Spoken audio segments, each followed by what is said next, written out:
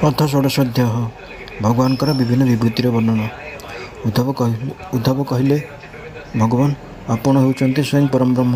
ଆପଣଙ୍କର ଆଦି ନାହିଁ କି ଅନ୍ତ ନାହିଁ। ଆପଣ ହେଉଛନ୍ତି ଆଚରଣ ରହିତ ଓ ଅଦ୍ୱିତୀୟ ବ୍ରତ।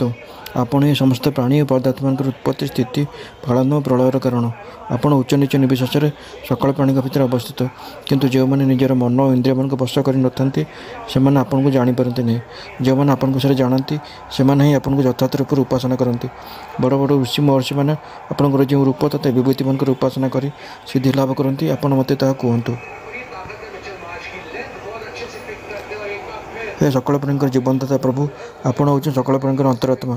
ଆପଣ ସେମାନଙ୍କ ଭିତରେ ନିଜକୁ ଗୁପ୍ତ ରଖି ଲୀଳା କରନ୍ତି। ଆପଣ ସମସ୍ତଙ୍କୁ ଦେଖନ୍ତି, କିନ୍ତୁ ଜଗତର ପ୍ରାଣୀମାନେ ଆପଣଙ୍କ ଲୀଳାରେ ଏପରି ମୋହିତ ରୁହନ୍ତି ଯେ ସେମାନେ ଆପଣଙ୍କୁ ଦେଖିପାରନ୍ତି ନାହିଁ। ହେ ଅଚ୍ୟୁତ ଐଶ୍ୱର୍ଯ୍ୟ ସମ୍ପନ୍ନ ପ୍ରଭୁ, ସ୍ୱର୍ଗ, ମର୍ତ୍ତ୍ୟ, ପାତାଳ ତଥା ଦିଗ୍ବିଦିଗରେ ଆପଣଙ୍କ ଭାବରୁ ସମ୍ପନ୍ନ ହୋଇ ଯେଉଁ ସବୁ ବିଭୂତି ରହିଛି, କୃପା କରି ସେଗୁଡ଼ିକର ବର୍ଣ୍ଣନା କରି ଶୁଣାନ୍ତୁ। ତୀର୍ଥମାନଙ୍କୁ ବି ତୀର୍ଥରେ ପରିଣତ କରିଦେଉଥିବା ଆପଣଙ୍କ ଚରଣକମଳ ଦୟାକୁ ମୁଁ ବନ୍ଦନା କରୁଛି। ଭଗବାନ ଶ୍ରୀକୃଷ୍ଣ କହିଲେ, ପ୍ରିୟ ଉଦ୍ଧବ, ତୁମେ ହେଉଛ ପ୍ରଶ୍ନର ମର୍ମ ବୁଝିପାରୁଥିବା ବ୍ୟକ୍ତିମାନଙ୍କ ମଧ୍ୟରେ ଶ୍ରେଷ୍ଠ। କୁରୁକ୍ଷେତ୍ରରେ କୌରବ ଓ ପାଣ୍ଡବମାନଙ୍କ ମଧ୍ୟରେ ଯୁଦ୍ଧ ଆରମ୍ଭ ହେଉଥିଲା ବେଳେ ଶତ୍ରୁମାନଙ୍କ ସଙ୍ଗେ ଯୁଦ୍ଧ କରିବାକୁ ପ୍ରସ୍ତୁତ ହୋଇ ଆସିଥିବା ଅର୍ଜୁନ ମଧ୍ୟ ମୋତେ ଏହି ପ୍ରଶ୍ନଟି ପଚାରିଥିଲେ। ଅର୍ଜୁନଙ୍କ ମନରେ ଗୋଟିଏ ଧାରଣା ଉତ୍ପନ୍ନ ହୋଇଯାଇଥିଲା ଯେ ରାଜ୍ୟପ୍ରାପ୍ତି ନିମନ୍ତେ ନିଜ କୁଟୁମ୍ବ ଲୋକଙ୍କୁ ମାରିଦେବାଟା ହେଉଛି ଏକ ଅତ୍ୟନ୍ତ ନିନ୍ଦନୀୟ ଅଧର୍ମ କର୍ମ। ସାଧାରଣ ଲୋକଙ୍କ ପରି ସେ ଭାବୁଥିଲେ ମୁଁ ହେଉଛି ମାରିବା ଲୋକ ଓ ଅନ୍ୟମାନେ ହେଉଛନ୍ତି ମରିବା ଲୋକ। ଏପରି ଭାବି ସେ ଯୁଦ୍ଧରୁ କ୍ଷାନ୍ତ ହୋଇଗଲେ। ତାହା ଦେଖି ସେହି ରଣଭୂମିରେ ହିଁ ମୁଁ ବହୁ ପ୍ରକାର ଯୁକ୍ତିସଙ୍ଗତ କଥା କହି ବୀରବର ଅର୍ଜୁନଙ୍କୁ ବୁଝାଇଥିଲି। ବର୍ତ୍ତମାନ ତୁମେ ଯାହା ପଚାରୁଛ, ସେତେବେଳେ ଅର୍ଜୁନ ମଧ୍ୟ ତାହା ପଚାରିଥିଲେ। ହେ ଉଦ୍ଧବ, ମୁଁ ହେଉଛି ସକଳ ପ୍ରାଣୀଙ୍କର ଆତ୍ମା, ହିତୈଷୀ ଓ ସୁହୃଦ ଏବଂ ଈଶ୍ୱର। ମୁଁ ଏହି ସମସ୍ତ ପ୍ରାଣୀ ଓ ପଦାର୍ଥ ଉପରେ ରହିଛି ଏବଂ ଏମାନଙ୍କର ଉତ୍ପତ୍ତି, ସ୍ଥିତି ଓ ପ୍ରଳୟର କାରଣ ମଧ୍ୟ ମୁଁ ହେଉଛି ଗତିଶୀଳ ପଦାର୍ଥମାନଙ୍କର ଗତି, ଗଣନାକାରୀଙ୍କ ମଧ୍ୟରେ କାଳ ଓ ଗୁଣମାନଙ୍କ ମଧ୍ୟରେ ସାମ୍ୟାବସ୍ଥା ପ୍ରକୃତି ମଧ୍ୟ। ମୁଁ ଗୁଣମାନଙ୍କର ନୈସର୍ଗିକ ଗୁଣ ମଧ୍ୟ ଅଟେ। ମୁଁ ହେଉଛି ଗୁଣମାନଙ୍କର କ୍ଷୋଭରୁ ଉତ୍ପନ୍ନ ହୋଇଥିବା କ୍ରିୟାଶକ୍ତି ପ୍ରଧାନ ଶୁଦ୍ଧାତ୍ମା। ମହାନ ବସ୍ତୁମାନଙ୍କ ମଧ୍ୟରେ ମୁଁ ହେଉଛି ଜ୍ଞାନଶକ୍ତି ପ୍ରଧାନ ମହାତତ୍ତ୍ୱ। ସୂକ୍ଷ୍ମ ବସ୍ତୁମାନଙ୍କ ମଧ୍ୟରେ ମୁଁ ହେଉଛି ଜୀବ। ବଡ଼ କଷ୍ଟରେ ବଶୀଭୂତ ହେଉଥିବା ବସ୍ତୁମାନଙ୍କ ମଧ୍ୟରେ ମୁଁ ହେଉଛି ମନ। ମୁଁ ହେଉଛି ବେଦମାନଙ୍କର ଅଭିବ୍ୟକ୍ତି ସ୍ଥାନ ହିରଣ୍ୟଗର୍ଭ। ମୁଁ ହେଉଛି ମନ୍ତ୍ରମାନଙ୍କ ମଧ୍ୟରେ ଅ ଉ ମ, ଏ ତ୍ରିମାତ୍ରାଯୁକ୍ତ ପ୍ରଣବ ଓମ୍। ଅକ୍ଷରମାନଙ୍କ ମଧ୍ୟରେ ମୁଁ ହେଉଛି ସର୍ବପ୍ରଥମ ଅକ୍ଷର ଅକାର ଏବଂ ଛନ୍ଦମାନଙ୍କ ମଧ୍ୟରେ ମୁଁ ହେଉଛି ତ୍ରିପଦ ଗାୟତ୍ରୀ। ମୁଁ ହେଉଛି ଦେବତାମାନଙ୍କ ମଧ୍ୟରେ ଇନ୍ଦ୍ର, ଅଷ୍ଟବସୁଙ୍କ ମଧ୍ୟରେ ଅଗ୍ନି, ଦ୍ୱାଦଶ ଆଦିତ୍ୟଙ୍କ ମଧ୍ୟରେ ବିଷ୍ଣୁ ଏବଂ ଏକାଦଶ ରୁଦ୍ରଙ୍କ ମଧ୍ୟରେ ଶିବ। ମୁଁ ହେଉଛି ବ୍ରହ୍ମର୍ଷିମାନଙ୍କ ମଧ୍ୟରେ ଭୃଗୁ, ରାଜର୍ଷିମାନଙ୍କ ମଧ୍ୟରେ ମନୁ, ଦେବର୍ଷିମାନଙ୍କ ମଧ୍ୟରେ ନାରଦ ଏବଂ ଗୋମାତାଙ୍କ ମଧ୍ୟରେ କାମଧେନୁ। ମୁଁ ହେଉଛି ସିଦ୍ଧେଶ୍ୱରଙ୍କ ମଧ୍ୟରେ କପିଳ, ପକ୍ଷୀମାନଙ୍କ ମଧ୍ୟରେ ଗରୁଡ଼, ପ୍ରଜାପତିମାନଙ୍କ ମଧ୍ୟରେ ଦକ୍ଷ ଏବଂ ପିତୃଗଣଙ୍କ ମଧ୍ୟରେ ଅଜମା। ହେ ପ୍ରିୟ ଉଦ୍ଧବ, ମୁଁ ହେଉଛି ଦୈତ୍ୟମାନଙ୍କ ମଧ୍ୟରେ ଦୈତ୍ୟରାଜ ପ୍ରହ୍ଲାଦ, ନକ୍ଷତ୍ରମାନଙ୍କର ଅଧିପତି ତଥା ବନସ୍ପତିଙ୍କୁ ତୁଷ୍ଟ କରୁଥିବା ଚନ୍ଦ୍ରମା ଏବଂ ଯକ୍ଷ ରାକ୍ଷସମାନଙ୍କ ମଧ୍ୟରେ ଧନପତି କୁବେର। ମୁଁ ହେଉଛି ଗଜେନ୍ଦ୍ରମାନଙ୍କ ମଧ୍ୟରେ ଐରାବତ ଏବଂ ଜଳଚରମାନଙ୍କ ପ୍ରଭୁ ବରୁଣ। ଉତ୍ତର ବସ୍ତୁ ଓ ଆଲୋକ ପ୍ରଦାନ କରୁଥିବା ବସ୍ତୁମାନଙ୍କ ମଧ୍ୟରେ ମୁଁ ହେଉଛି ସୂର୍ଯ୍ୟ ତଥା ମୁଁ ହିଁ ମନୁଷ୍ୟମାନଙ୍କ ମଧ୍ୟରେ ରାଜା। ମୁଁ ହେଉଛି ଅଶ୍ୱମାନଙ୍କ ମଧ୍ୟରେ ଐଚୈଶ୍ରବା, ଧାତୁମାନଙ୍କ ମଧ୍ୟରେ ସୁବର୍ଣ୍ଣ, ଦଣ୍ଡଧାରୀମାନଙ୍କ ମଧ୍ୟରେ ଯମ ଏବଂ ସର୍ପମାନଙ୍କ ମଧ୍ୟରେ ବାସୁକୀ। ହେ ନିଷ୍ପାପ ଉଦ୍ଧବ, ମୁଁ ହେଉଛି ନାଗରାଜମାନଙ୍କ ମଧ୍ୟରେ ଶେଷ ନାଗ। ମୁଁ ସିଂହ ଓ ସ୍ୱଦନ୍ତ ଥିବା ପ୍ରାଣୀମାନଙ୍କ ମଧ୍ୟରେ ସିଂହ, ଆଶ୍ରମମାନଙ୍କ ମଧ୍ୟରେ ସନ୍ନ୍ୟାସ ଏବଂ ବର୍ଣ୍ଣମାନଙ୍କ ମଧ୍ୟରେ ବ୍ରାହ୍ମଣ।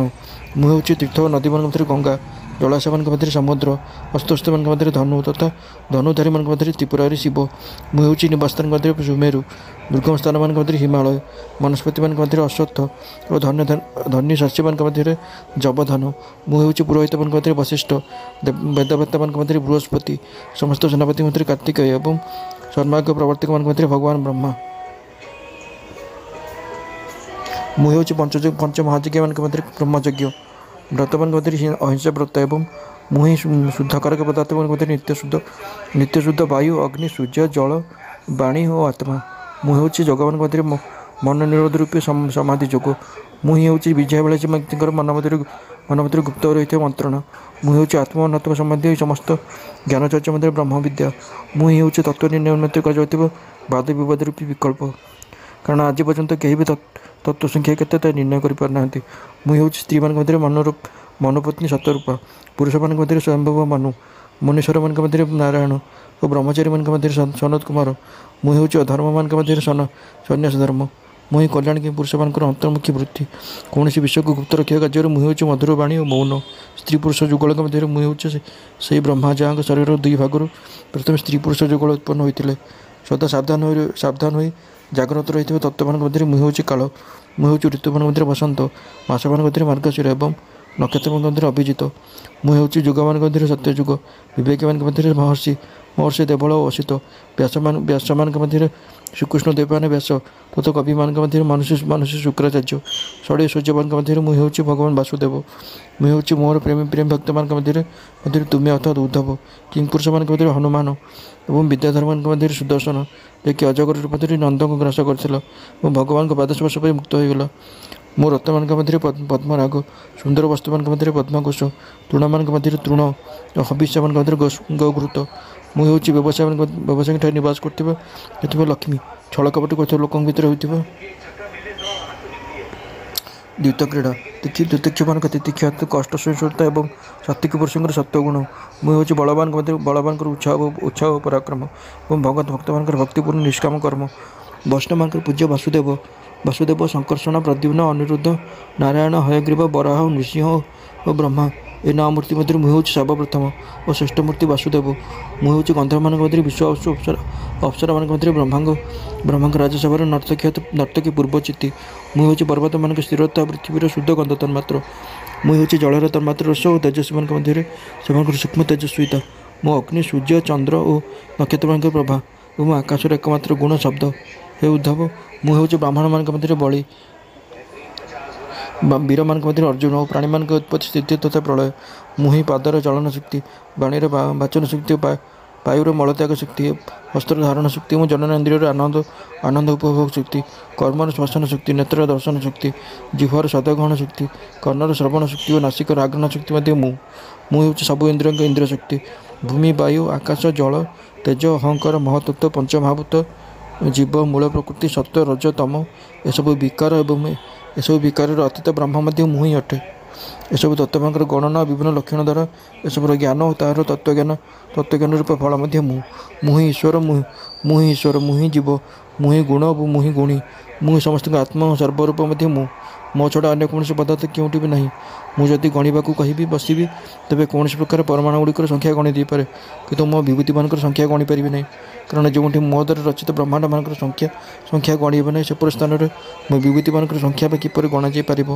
ଏତିକି ଜାଣ ଯେ ଯେଉଁଥିରେ ତେଜ, ଶ୍ରୀ, କୀର୍ତ୍ତି, ଐଶ୍ୱର୍ଯ୍ୟ, ଲଜ୍ଜା, ତ୍ୟାଗ,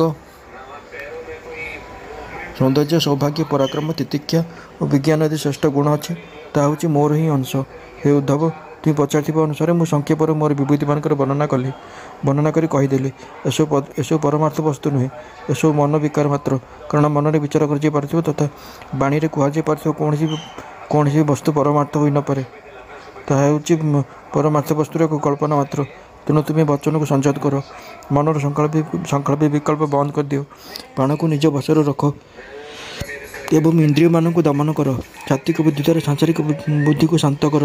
ଏହା କଲେ ତୁମକୁ ସଂସାରର ଜନ୍ମ ମୃତ୍ୟୁ ରୂପୀ ଦୁଃଖମୟ ମାର୍ଗରେ